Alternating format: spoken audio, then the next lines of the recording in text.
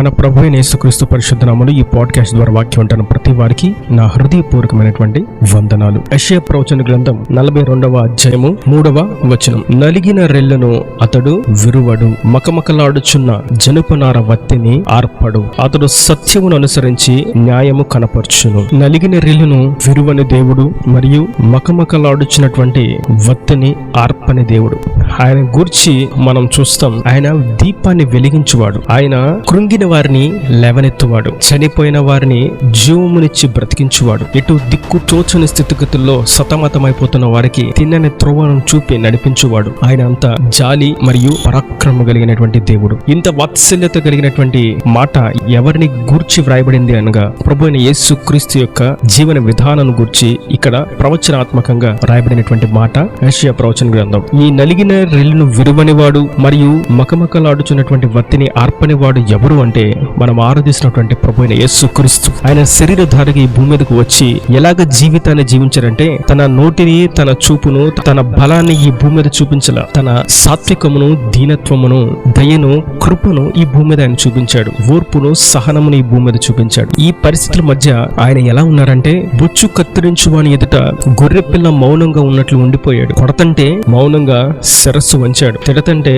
నోరు మెదపలేదు, ఉమ్మి వేస్తే ఎదురు మాట్లాడలేదు, పిడిగుద్దులు గుద్దితే తిరిగి ప్రత్యుత్తరం వేయలేదు. ఆయన దీనుడుగా, సాత్వికుడుగా ఈ భూమి మీద నిలిచిపోయాడు. ఎందుకనగా నలిగిన రెల్లును విరవకూడదు, వీరు ఆల్రెడీ పాపములో ఉన్నారు, వీరిని విరిపివేస్తే ఒక్క చూపు ఆయన చూస్తే, ఒక్క మాట ఆయన సెలవిస్తే ఎదుట ఎవరు కూడా నిలబడలేరు. ఏ రాజ్యమైనా, ఏ దేశమైనా, సూర్యుడు, చంద్రుడు, ఆకాశమైనా, పంచభూతములైనా ఏవి కూడా ఆయన ఎదుట నిలబడలేవు. కారణం ఆయన సృష్టించినటువంటి సృష్టిలో భాగం ఇదంతా. అటువంటి దేవుడు మౌనంగా మౌని ఎందుకు మిగిలిపోయాడు అంటే నలిగిన రెల్లును ఆయన విరువడు. నలిగిపోయానన్న సంగతి కొంతమందికి తెలియదు. మకమకలాడుతున్నటువంటి వత్తి ఆర్పిబడుతుంది అన్న సంగతి వారికి తెలియదు. ఏదైనా రెల్లు ఖచ్చితంగా విరిగిపోవలసిందే, మకమకలాడుతున్నటువంటి వత్తి ఆరిపోవలసిందే. కానీ ప్రభు అంటున్నారు, అంత దీనహీన మిక్కిలి అణచివేయబడినటువంటి స్థితిలో ఉన్నప్పటికీ కూడా నేను దానిని విరువను, నేను దానిని ఆర్పను.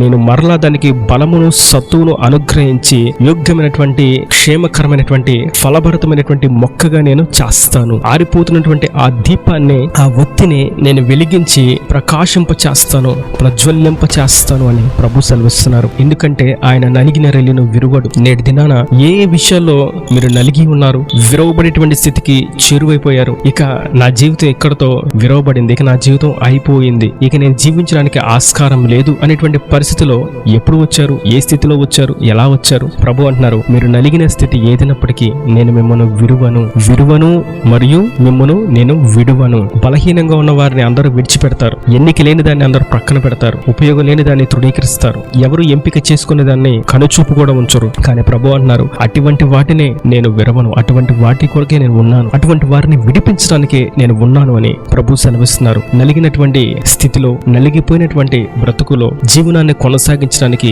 అలసిపోతూ, సొలసిపోతూ, దుఃఖము నిట్టూర్పుల మధ్య సతమతమైపోతూ, దిక్కుతోచని స్థితిలో ఉన్నటువంటి మీతో ఆయన సెలవిస్తున్నాడు, మీరు నలిగి ఉన్న సంగతి నాకు బాగుగా ఎరిగి ఉన్నాను. మీరు నలిగి ఉన్నారు కనుక మిమ్మును నేను విరుచువాడను కాను, మిమ్మల్ని నేను పడవేయవాడను కాను, మిమ్మల్ని పతనా స్థాయికి తీసుకువెళ్ళివాడను కాను, మిమ్మల్ని అణిచివేయవాడను కాను, మిమ్మల్ని త్రోసివేయవాడను కానే కాను. మిమ్మల్ని నేను అస్సలు విరువను, విడువను. మిమ్మల్ని మీతోనే ఫలభరితమైనటువంటి ఒక మొక్కగా, ఫలభరితమైనటువంటి వనముగా నేను చేస్తాను, దీవిస్తాను. ఎవరిని గూర్చి ఆయన సెలవిస్తున్నాడంటే తన కొరకు ఎదురు చూసే వారి గురించి, తన మీద ఆశ పెట్టుకున్న వారి గురించి, పాపానికి దూరంగా పారిపోయి నిలబడిన వారిని గురించి ఆయన సెలవిస్తున్నాడు. అన్ని చేయడానికి అవకాశం ఉన్న, పాపాలన్నీ ఎదురుగా ఉన్న, చేయడానికి ఆస్కారం ఉన్న, దేహంలో సత్తు ఉన్న, కనుచూపు, నాలుక అన్ని చక్కగా పనిచేస్తూ ఉన్న, పాపము చేయకుండా ఇది నేను చూడకూడనిది అని కనులు మూసుకునేవాడు, ఇది నేను మాట్లాడకూడనిది, ఈ సందర్భం నేను మాట్లాడకూడదు అని తన నాలుకను లోపల దాచుకునేవాడు, తన దేహమును పవిత్రత కొరకు, పరిశుద్ధత కొరకు అప్పగించుకున్నవాడు, తన అవయవంలోను దేవుని కొరకు ప్రతిష్ఠించుకున్న వారి కొరకు ప్రభు సెలవిస్తున్నాడు,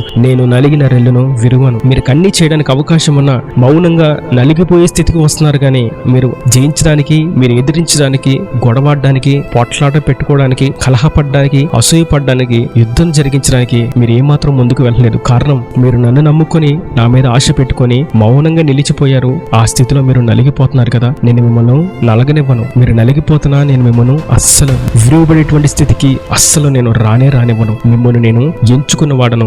మీ కొరకే నేను ఈ భూమి మీదకి వచ్చాను. మీరు విరిగిపోతే ఎలాగా, మీరు ఆరిపోతే ఎలాగా? మిమ్మల్ని వెలిగించడానికి, మిమ్మల్ని నేను నిలబెట్టడానికి నేను వచ్చాను. అందుకే వాక్యం సెలవిస్తుంది, కొరింథీయులకు రాసిన మొదటి పత్రిక, ఆయన జ్ఞానులను, గొప్పవారిని, అధికారులను, ఉన్నతమైన స్థితిలో ఉన్న వారిని సిగ్గుపరచడానికి ఆయన ఎన్నిక లేని వారిని, బలహీనులను, అజ్ఞానులను ఆయన ఎన్నుకున్నాడు. అనగా నలిగిపోయిన వారిని ఆయన ఎన్నుకున్నాడు. ఆరిపోయేటువంటి స్థితిలో ఉన్న వారిని ఆయన ఎన్నుకున్నాడు. అటువంటి వారి కొరకే ఆయన వచ్చాడు. నేనంతా బాగున్నాను, నాకు ఎవరు అవసరం లేదు, నాకు ఎవరు చెప్పవసరం లేదు, నాకు నచ్చినట్టుగా నేను ఉంటాను అన్నవారి కొరకు కాదు. అటువంటి వారు నలిగిపోయే స్థితిలో ఉన్నారన్న సంగతి వాళ్ళకి తెలియదు. కానీ వీరు మాత్రం నలిగిన స్థితిలో ఉండి దేవుని కొరకు చూస్తున్నారు, ఆరిపోయే స్థితిలో ఉండి దేవుని కొరకు చూస్తున్నారు. కానీ వారు అలా కాదు. నలిగిపోయి ఆరిపోయే స్థితిలో ఉన్నప్పటికీ వారు మాత్రం దేవుని వైపు చూడట్ల. మా దేహమే దేవుడు, మా ఉద్యోగమే దేవత, మా వ్యాపారమే ఆరాధన అని లోకాన్ని జరుగుకుంటూ నలపబడే, నలిగిపోతూ మరియు ఆరిపోయే స్థితిలో ఉన్నప్పటికీ దాన్ని గుర్తెరిగినటువంటి బుద్ధిహీనులు. అందుకే కీర్తనల గ్రంథం 73వ కీర్తనలో చూస్తాం, వారు కాలు జారు చోటనే ఉన్నారు. నిశ్చయముగా వారు కాలు జారు చోట, అది కన్ఫర్మ్, ఇక నిశ్చయం, కాలు జారుతారు. ఇలా వ్యతిరేకంగా నోటికి వచ్చినట్టుగా మాట్లాడుతూ, గొడవలకు కొట్లాటకు దిగుతూ, మోసపుచ్చు క్రియలతో జనులను మోసం చేస్తూ, అన్యాయం చేస్తూ, లంచాలు తీసుకుంటూ, వడ్డీ వ్యాపారాలు చేసి జనులను దోచుకుంటూ, భర్తను ఇష్టానుసారంగా మాట్లాడుతున్నటువంటి వారు, భార్యను బిడ్డలను ఏమాత్రం పోషించలేని వారును ప్రభు సెలవిస్తున్నాడు. వారు నిశ్చయంగా కాలు జారు చోటనే ఉన్నారు. తల్లిదండ్రులకు ఎదురు తిరిగి వారి మీద చేతు వారు కాలు జారు చోటనే ఉన్నారు. వారు అనుకుంటున్నారేమో, నేను సంతోషంగా ఉన్నాను, నాకు సమృద్ధి ఉంది, నాకు ఉద్యోగం ఉంది, వ్యాపారం ఉందని. ప్రభు సెలవిస్తున్నారు, నువ్వు అనుకుంటున్నావు నీ దేహం, నీ సొత్తు, నీవు, నీ బలం, ఉద్యోగం, ధనాన్ని ఆధారం చేసుకొని నీవున్నావు అనుకుంటున్నావు. కానీ నీవు నలిగిపోయావు. పాపం నిన్ను నలిపివేసింది. నువ్వు అనుకుంటున్నావు సంతోషంగా ఉన్నానని. పాపం నిన్ను ఆర్పివేసింది. నువ్వు అనుకుంటున్నావు నేను వెలుగుతూనే ఉన్నానని. నీవు నలిగిపోయి, ఆరిపోయి, విడవబడేటువంటి స్థితికి చెరువులో ఉన్నావు నిశ్చయముగా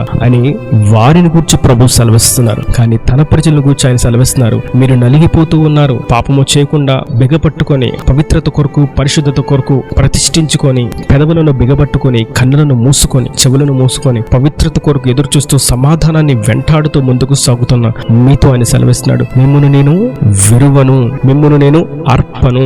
ఆరిపోయేటువంటి దీపాన్ని ప్రజ్వలింపచేసే నా మహిమను కనపరుచుకుంటాను. నా నామానికి గొప్ప కీర్తిని తెప్పించుకుంటాను. ఈ కార్యం వీరి దేవుడినటువంటి యెహోవానే చేశాడన్నటువంటి నామ ఘనతను నేను తెచ్చుకుంటానని ప్రభు సెలవిస్తున్నాడు. కనుక మనం ఆయన మీద ఆశ పెట్టుకుంటే, మనం ఆయన కొరకు జీవిస్తే, మనం ఆయన రక్తంలో కడగబడితే, ఆయన పరిశుద్ధాత్మ శక్తి చేత నింపబడి ముందుకు సాగుతూ ఉంటే, ప్రభు మనల్ని ఎప్పుడు కూడా విడిచిపెట్టడు, అస్సలు విరువడు, అస్సలు మనల్ని ఆరిపోనివ్వడు. ఆరిపోయే స్థితిలో ఉన్నట్లుగా, విరిగిపోయే స్థితిలో ఉన్నట్లుగా కనిపించినప్పటికీ ఆయన విరువడు, ఆరిపోనివ్వడు, జీవింపచేస్తాడు. ఇది జీవ మార్గం, ఇది క్రీస్తు మార్గం, ఇది మహిమ కలిగినటువంటి మార్గం, ఆయన జాలికి, ఆయన దయకు సాదృశ్యమైనటువంటి మార్గం. ఈ మార్గంలోనే ఆయన మనల్ని నడిపిస్తాడు. ఆయన నడిచినటువంటి మార్గంలోనే, ఆ జీవ మార్గంలోనే మనం నడుస్తూ ముందుకు సాగిపోవాలి. ఇది మానవ జనులకు రక్షించడానికి ఒక శుభ మార్గం, శుభ సూచన. ఆయన విరువని, జాలిగల, వాత్సల్యపూర్ణుడుగా, ఆర్పివేయలేనటువంటి దయా, కరుణ, కటాక్షం కలిగిన వాడుగా మన మధ్య ఆయన ఉన్నాడు. ఆయన నిన్ను తీరు చూస్తున్నాడు. నీవు ఏ స్థితిలో ఉన్నప్పటికీ, పాపంలో బంధకాల్లో బంధించబడి నేనేమీ చేయట్లేదు, నేనంతా పవిత్రంగానే పరిశుద్ధంగానే ఉన్నానన్న భ్రమలో ఉన్నా నేను చూస్తున్నాడు. పవిత్రత కొరకు, పరిశుద్ధత కొరకు అన్ని పాపం అంతటిని విడిచిపెట్టి ఒంటరిగా ఉండి ప్రార్థన చేస్తున్న నిన్నును ఆయన చూస్తున్నాడు. కనుక మన పక్షమున ఆయన ఉన్నాడు. మనము ఆయన సొత్తు. ఆయన మనల్ని విరువని వాడు, ఆర్పని వాడు, వెలిగింప చేయవాడు, జీవింప చేయవాడు, ఫలభరితమైనటువంటి మొక్కగా చేయవాడు. మన ఫలములు మాటి మాటికి, వర్షం లేకపోయినా, నీరు రాకపోయినా, చింత, బాధ లేకుండా, కాపు మానకుండా ఫలములు ఫలించే విధంగా దేవుడు దీవిస్తాడు. నా దేవుని మాటలు ప్రతి ఒక్క హృదయంలో నీరు కట్టి ఫలింపు చేయను గాక. ఆమేన్. God bless you. తనల మంచి కన్నుల మోసటితో మీ కొరకు చిన్న ప్రార్థన. ప్రేమ స్వరూపి, కర్ణ కటాక్షం వెళ్తాను నా ప్రభా. ఈ వాక్యం ప్రతి ఒక్కటి మీరు జ్ఞాపకం చేసుకోండి, నలుగా దీవించండి. ఏ విషయంలో నలిగిపోయినారో, ఏ విషయంలో ప్రభు సతమతం అయిపోతూ ఆరిపోయే స్థితిలో ఉన్నారో వారందరినీ మీరు లేవనెత్తండి, బలపరచండి, ఉజ్జీవింపచేయండి, పురికొల్పండి. నీ సత్య మార్గముల వారిని స్థిరపరచండి. నీ రాజ్యానికి వారసులుగా, హక్కుదారుగా చేసుకోండి. ప్రతి హృదయ వాంఛను తీర్చి సంతోషాన్ని కలుగ చేసి, పెదవుల మీద నవ్వును కలుగ చేసి, హృదయంలో నెమ్మదిని కలుగ చేసి, రాకడ రాజ్యాన్ని సిద్ధపరచమని, ఈ లోకంలో నెమ్మదితో, సమాధానంతో జీవించే విధంగా నీ హస్తము తోడుగా ఉంచమని యేసు పరిశుద్ధ నామమున ప్రార్థించి వేడుకుంటున్నాను తండ్రి. ఆమేన్. ఆమేన్.